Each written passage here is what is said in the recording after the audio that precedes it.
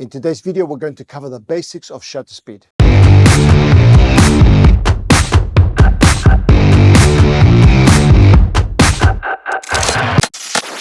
Hi everyone and welcome back to the channel. So today's video is going to be a fairly basic one.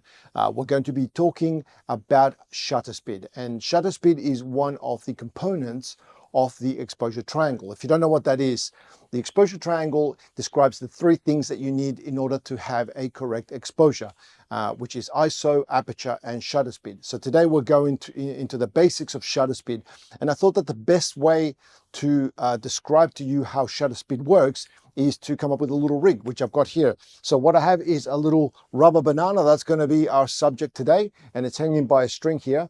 And what I'm going to do is I'm just going to swing this like that, and we're going to use this camera here to photograph the subject, but we're going to do it with different shutter speeds. Okay, so I've got my camera set to shutter priority, so I'll let the camera work out the ISO and the aperture, but it's going to shoot it at different shutter speeds, and we're going to see how those different shutter speed values affect our photograph. Okay, so what I've done is I've switched on the screen on the back of the camera so that you can see the values of what I'm shooting. Again, I am in shutter priority, and so that the camera will work out the ISO and the aperture. So let's take a few shots with different shutter speeds and see how that affects our photographs. We'll get this swinging again. And okay, first we're shooting at 1/320th of a second. I've got the camera pre-focused on the subject already. Then we're going to go down to 1/200th of a second. And I'm trying to align my shots so that I get it as it's coming at the bottom of the frame, so that it's in the middle of the frame. Then we're going to do 1/125th of a second. Then we're going to go to 1/60th of a second. Okay. Then we're going to go to 1/30th of a second. And then we're going to go to 1/10th of a second. Okay, and then we're going to go to 1/5 of a second.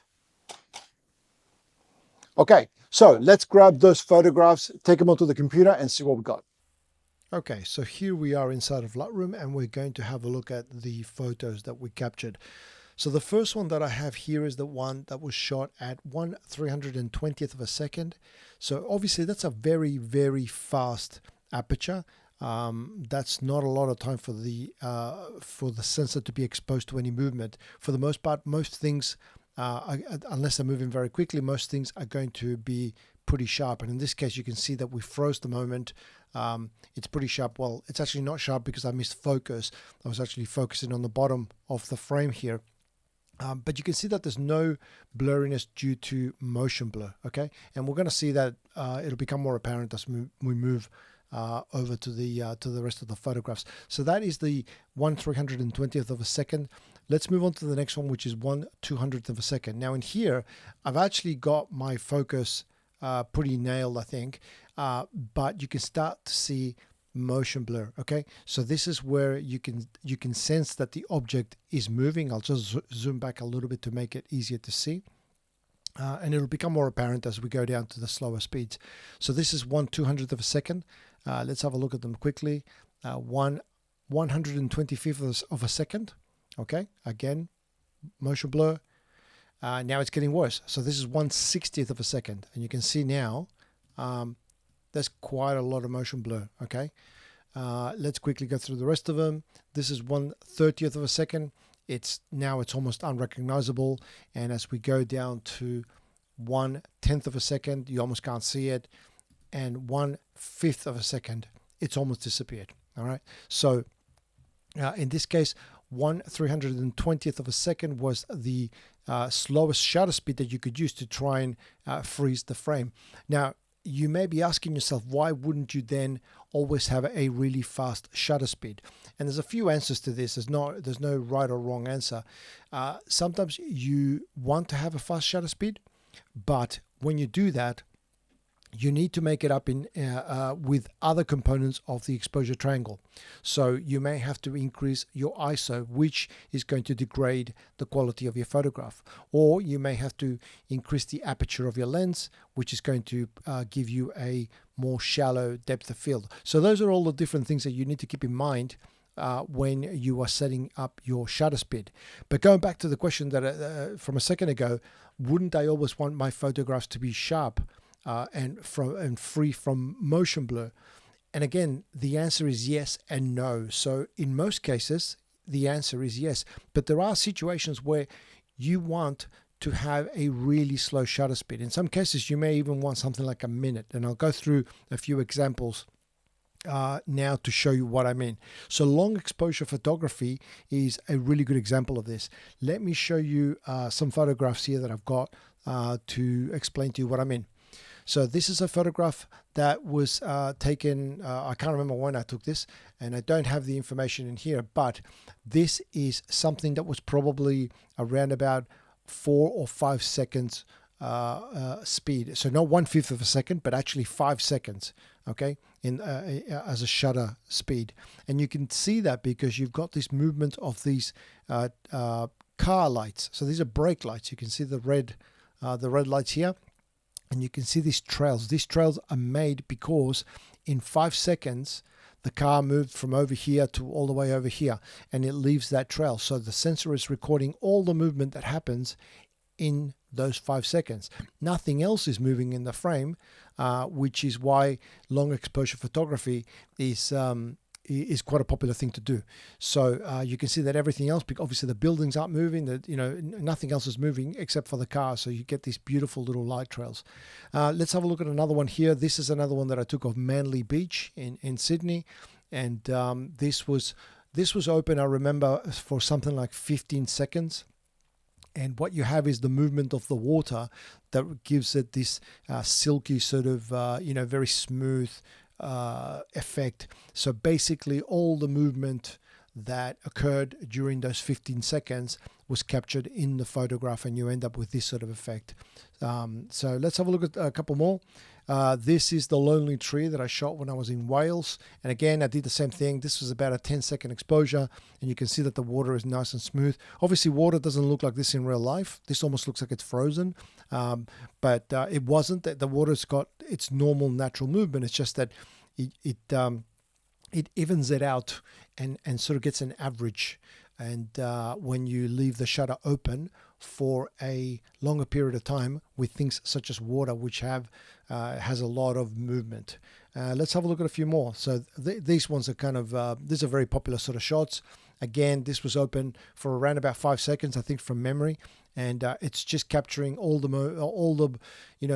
water and the bubbles, and all the water movement is just captured. Everything in that 5 seconds, basically it gets compiled into one image, and that is what I've got in this example. I've got one more here as well, and you can see the water again looks very smooth, and I can assure you that the water in there was actually this was actually a stream, so it was a flowing stream, so the water definitely had movement. So these are all examples of landscape photography, sort of artistic types of shots. The last one that I'm going to show you is astrophotography. So when you're photographing things such as the stars and galaxies, there's very, very little light that comes from space. And so you typically need to leave the shutter open for a really long period of time, at least 30 seconds, typically, I think, at least in the shots that I've taken, 30 seconds, 1 minute, a couple of minutes even sometimes. And you can end up with shots such as this one here. So this is one of the Milky Way. And I think this was somewhere around 45 seconds, 30 to 45 seconds, I think, on this one here. But because there's so little light coming from the sky, you need to leave that shutter open for a really long time so that the sensor can capture enough light to make an image. So light is cumulative. So that means that the longer that you leave it on, or you leave your sensor exposed to light, it's just collecting. So it's like filling a glass full of water. Okay, so if you leave the tap running for a long time, you're going to get more water. So that's what I mean by when I say that it is it just builds on itself. Okay, so this is just some examples that I wanted to show you. Another example is actually one more that I was going to show you is when you're trying to show movement in a in a frame. For example, this one here is a sample of what I'm talking about. You can tell that this person is running. You've got this little kid that's running from left to right, and whereas if you just frozen the moment, you wouldn't be able to capture really the effect of the motion. And although it's blurry, it is still a cool photograph that sort of makes you think and stop. And even though again, it's not sharp. The child here is blurry. It does really it creates a really interesting component in the photograph. And this was somewhere around about 1/3 of a second, I think, from memory, which was enough to sort of freeze the background. But because she was running really quickly, she wasn't frozen in time, but yet the waves were. So that's another example of capturing motion, which is why sometimes it's a difficult question to answer whether you want everything to be sharp, yes or no. Why wouldn't you always have your shutter speed at 1/500th of a second or 1/1000th of a second? Sometimes, for artistic reasons, you may want to slow that down so you deliberately get that motion blur to try and convey your message across. Anyway, I hope you were able to follow along and all of that made sense. If you do have any questions though, please make sure that you leave them in the comments section below. That is the best place to get in touch with me. Otherwise, you can reach me through any of the usual social media platforms, and you're going to find all the links to those below. If you did like this video and you'd like to support me, please don't forget to click the like button. And also, if you haven't subscribed to the channel, consider doing so, because I make videos like this to help you with your photography on a weekly basis. So if you don't want to miss out on any of those, click the subscribe button and the notification bell. That way you'll be notified when I upload a new video. Again, that's everything that I got for you today. I hope you enjoyed this video. I want to thank you for watching, and I'll see you next time.